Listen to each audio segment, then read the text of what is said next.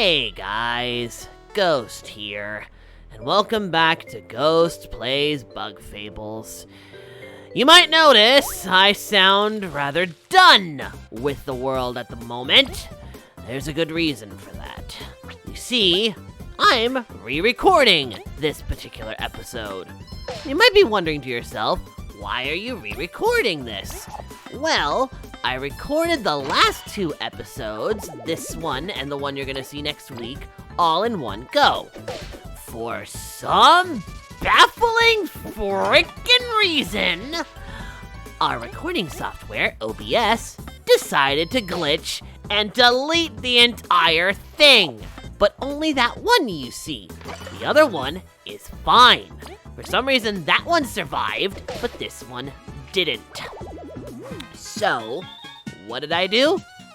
I played all the way back to where I was on a brand new file, and I'm currently doing this entire freaking thing again, just so I could show you guys what you would have missed had I done a clip show of it. Am I annoyed by this? Oh, you better freaking believe it!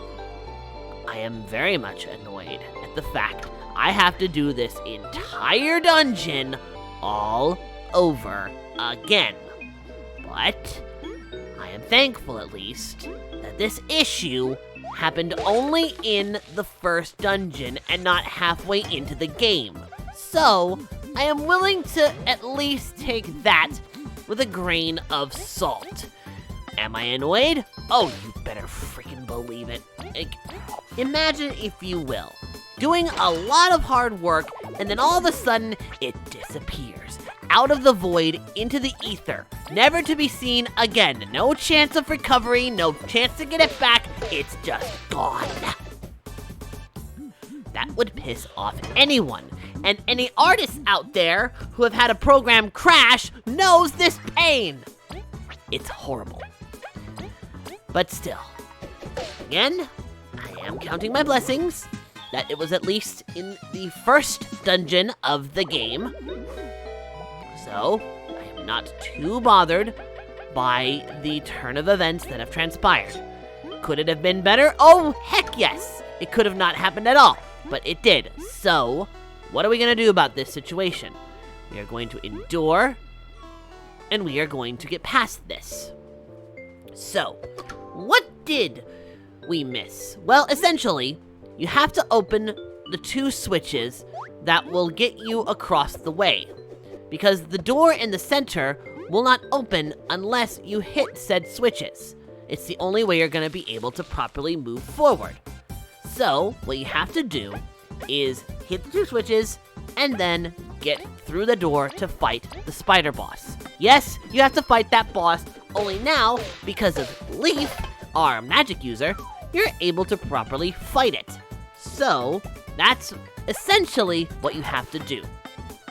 I'm not gonna pull any punches, I've already beaten this boss, and I've gotten the artifact as a result, which you will see me deliver in the next episode. But the events of next episode I will not spoil for you because I'd rather those be a surprise. But the events of this episode I have already gone through, and I'm a little bit salty as a result. And my apologies for being angry, but losing your hard work is never a fun prospect. So forgive me if I'm a little bit saltier than usual. Still, could have been a lot worse, I suppose. At the very least, you get to see me fight the stupid spider, because it honestly is a stupid spider. It is just dumb. Alright, let's get rid of this honey drop for the magic seed, because magic seeds, by the way, revive you with 7 HP. A very nice reward, in all honesty, and definitely something you should take with you. Just moving on through. But, at the very least, while I'm going through this dungeon again, I can comment on a few things. For one, I do think the battle system in this game is robust. It's got a lot of complexity, even though it's very simplistic in nature. The different moves that your compadres have are also very fun, and each one offers a different way of handling things. I think that's really neat. The fact that one is a long-range fighter, one's a magician, and one is a straight-up bruiser is a nice combination. It makes for some very interesting play. And being able to combine moves and who goes at what turn to effectively defeat an enemy is very fun. The strategy is quite nice. As well, the environments are also quite varied. Even though we've only seen a cavern so far, other environments will show that there is diversity in the color palette, which I can appreciate, especially coming from an underground, cavernous location. So, while some of those things may seem familiar to me, I do appreciate some of the greater things that are going on here. As well, I like the complexity in a lot of the overworld puzzles that are outside of the battle system. It's cool to see that even outside of this world, there are things going on. There are things that happen, and there are more complex ways of solving puzzles than just hitting a switch and moving forward. I do appreciate all that little nuance. So far, I am greatly enjoying this game. It's just a shame I've had to play this one dungeon 3 times in a row. Well, technically 2 times. Kaiser played it once, so by that law, we've played it 3 times, because we all live in his head. So yeah, 3 times I've had to do this. It's annoying, it's dumb, but the 3rd time is mainly just so I can show you guys what we missed. That's literally it. Still, I did want to give my thoughts on the game overall so far, because it's fun. It's very fun. Also, I must admit, I am partial to a lot of the other bug designs. I love the variety that they have, be they squishy jelly monsters, or zombie ants, or even weird-looking spider beasts. The variety of the monsters is quite nice, so even though I'm angry at what I have to do now and have to redo this whole thing again, I'm at least going to pepper in some positivity so that way it's not a full-on rant video. Mind you, my issue is not with the game itself, but rather the software used to record it. Apparently this was recorded using a program called OBS. Yeah, a friend of ours calls it openly bullshit, and I can finally see why. The thing's been crashing a lot lately, so yeah.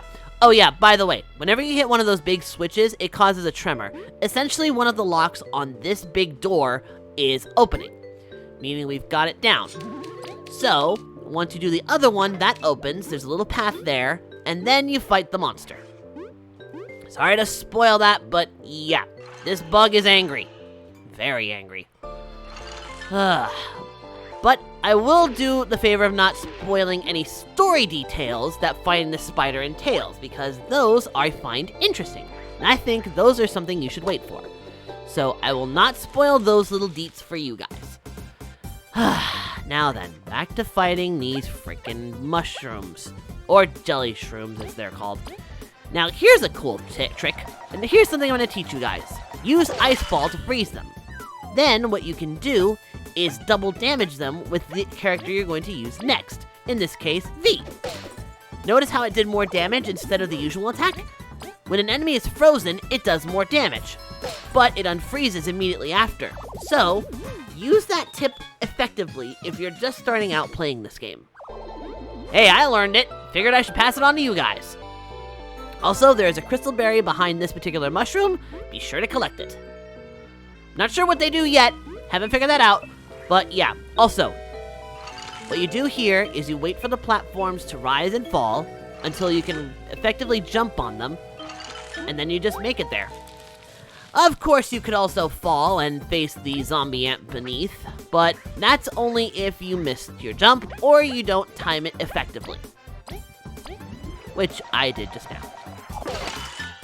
Now, freezing enemies is fun, but also make sure that the enemy you freeze is actually hittable. I don't think this Inicus is hittable in its current state. Although I am wrong, it was hittable. And so was the zombie ant, which is now dead. Also, work on your blocking timing. Your characters will thank you for it, trust me. The better you get at blocking, the less damage you receive, and the more time you can spend fighting monsters. Apologies if my commentary feels a little bit flat. Just... admittedly, I am annoyed. I was doing so good, and yet the program decided to botch everything I did. Though I guess it is a blessing in disguise since I get a second chance. Not sure I'll be able to get this lucky again, so I'm not sure how I'm going to handle that for future uploads if said situation happens again. I'm sure we'll think of a solution, but right now, all my focus is trying to get past this. Now, I should note that you should not get reliant on one ability for too long. Vary up your skills, so that way you can do more effective damage later on. Now, what I'm going to do here is I am going to use V to hit the zombie ant. So that way, Kabu can hit the Inicus. Because his horn is the strongest against them, and since they're frozen, we can either kill one, or at least weaken it enough, so that way there's only one left. And since that particular Inicus was frozen, it doesn't get its turn, because unfreezing takes a turn. Meaning that this attack will finish it off. Like so. Simple and effective. At the very least, you can learn some strategies from this. I'm carrying too many items. Now, what item to throw away all depends on you, but I go for items that don't really restore a lot of HP. So in this case, I'm getting rid of the mushroom in lieu of, the crunchy leaf, because it does 1 more HP's worth of healing. And the more HP you can heal in battle, the better. Because, trust me when I say this, you're gonna appreciate all the health you have. Alright, so freeze that pillar, jump on the platforms, and then make your way across. Now don't be confused by this one. It's not a thing of jumping towards the screen, it's just ride it up, and you'll be right where you need to be. Where a zombie ant is waiting for you. Hit it with the boomerang, and attack it, giving yourself an edge in combat. Now, I'm just gonna take care of these fools. And one more for you. And now Kabu with his 3 strike. And now for you. Get frozen. Certain enemies do have different animations for their attacks, so once you learn them, it does get easier to block. Although it still can be quite a difficult challenge, so I would say be cautious with that. Alright, that battle is done. Get some berries for that, which, by the way, berries are currency. Basically, that's the money in this game, so be sure to collect a lot of that. Or at least as much as possible in a given time frame. Let's knock the block all the way to the side. Knock it. There you go. Now what you do is you ride this little ice block on top of this little water pillar, and you're good to go. Hit the switch, and the door is open. Alright, with both of these switches open, now you head for the door. And since you've done pretty much everything you need to in these past 2 rooms, you're able to go in there with no problem. Right, jump down. Another thing I have to commend this game for is the animation on the bugs. I know this game is supposed to be evoking the Paper Mario style of gameplay and animation, so for being a game inspired by those, it does it really well. I do love the simple yet complex animations of all the bugs, and I do love the variety in their designs. It really does feel like each bug is represented really well here. For instance, I do love the big heaviness of the beetle that is Kabu, contrasting with the adorable fuzzy nature of the bee V. It does feel nice that there is a lot of differentiation between the bugs, and it honestly feels really refreshing. So yeah, I'm giving a lot of positives out because this game is impressive. And while I do admit these battles can be a little bit on the slow side, that's more of a genre type thing than anything to do with this game in general, so I can't really blame this game for tropes of the genre of RPGs, apparently. And that attack was a bust. Oh well, you win some, you lose some, folks. It's good to experiment with your moves to see what works and what doesn't. In this case, attacking the Inicus while it was in ice like that was kind of worthless. Oh, and be careful for those purple shots. They are poison. And if you get poisoned, you will slowly lose health over time unless you have a healing item that treats poison. In other words, watch your damn backs.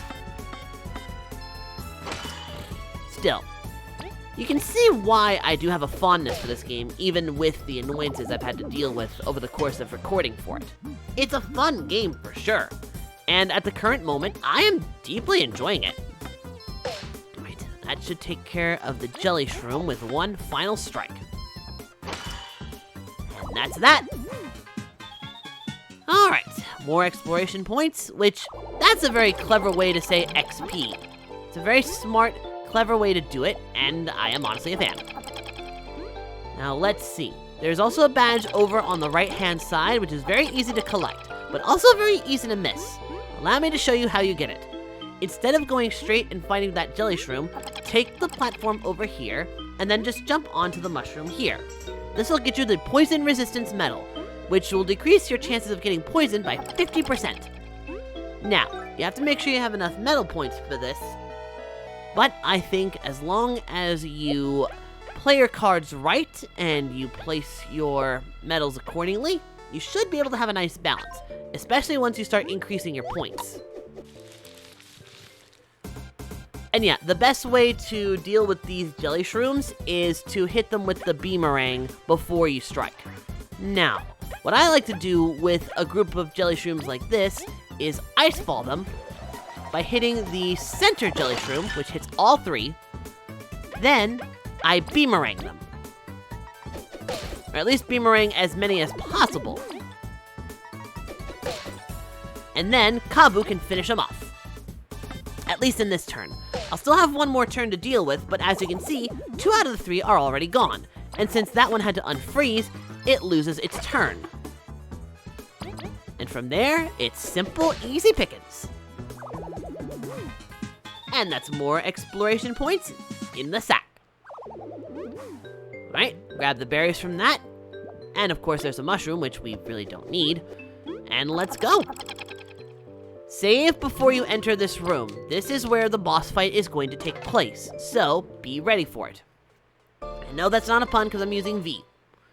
But V will have importance in this fight, because her abilities are the best ones in taking out the spider. First off, this artifact. This is what they've been searching for, and it is indeed the genuine article because Leaf here has an odd reaction to it, meaning that it's ultra powerful. This is the artifact that the queen was looking for, and the reason why you're in the snake mouth den, the ancient mask. Once you collect this, unfortunately, it springs a trap, sending this area into a flood. But of course, this isn't the end of this trio's problem, because not only do they have to deal with this, they also have to deal with the return of the spider. But, at the very least, this isn't too big an issue, because with Leaf's help, you stand a much better chance of fighting this thing. So, welcome to the first boss fight, the spider, which I would recommend having Leaf spy on first, so you can get a better idea of what its stats are. As you can see, it has a HP of 40 and a defense of zip, so you're able to damage it. It's the only spider of its kind. So, how do you best attack the spider? Simply put, Tornado Toss. This ability is going to defeat this spider quick as can be. Now, why is that? Simply put, this spider likes to go into the air using its web, like so. And once it's in the air, it becomes vulnerable to air-based attacks. So, the strategy is as follows. Use the Tornado Toss on the spider, try to hit all 3 if you can, knock it down, and then have Kabu and Leaf lay into the bug, like so. Rinse and repeat until it's done. Although, it might not be that simple. For you see, after a certain amount of damage is inflicted, this particular spider calls in for reinforcements, which, as we all know, is a major no-go. So, what do you do in that instance? Well, taking out the spider will not take out its reinforcements. You're going to have to take them out separately. So that means, whatever enemies do show up, you have to fight on your own. So so get ready for that.